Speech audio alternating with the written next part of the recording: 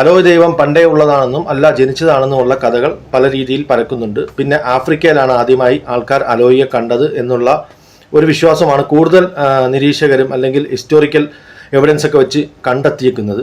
പക്ഷെ അല്ല, പല സ്ഥലത്തും ഈ ആഫ്രിക്കയിൽ കണ്ട അതേ സമയത്ത് തന്നെ പല സ്ഥലത്തും അലോയിയെ കണ്ടിട്ടുണ്ടെന്നുള്ള വസ്തുതകളുമുണ്ട്.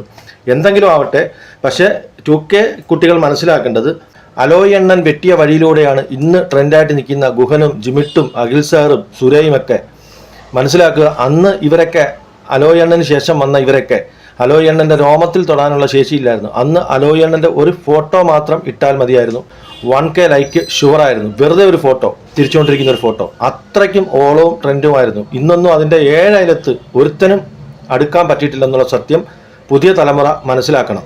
ഞങ്ങൾ അന്ന് ചെയ്ത കഷ്ടപ്പാടിൻ്റെയും ത്യാഗത്തിൻ്റെയും ഒക്കെ പരിണിത ഫലമാണ് നിങ്ങൾ ഇന്ന് അനുഭവിക്കുന്ന ഈ സുഖങ്ങൾ.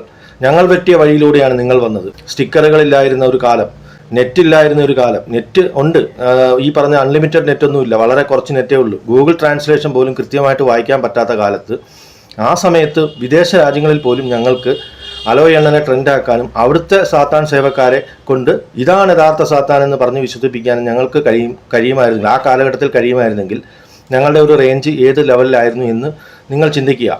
ഞാൻ വേറൊരു വീഡിയോയിൽ അലോയ് അറ്റാക്ക് എന്താണ്, അലോയ് ചാവേർ അറ്റാക്ക് എന്താണ്, ഈ കാര്യത്തെക്കുറിച്ച് വിശദീകരിച്ചിട്ടുണ്ട്. അതുകൊണ്ട് ഈ വീഡിയോയിൽ അതിനെക്കുറിച്ച് പറയുന്നില്ല.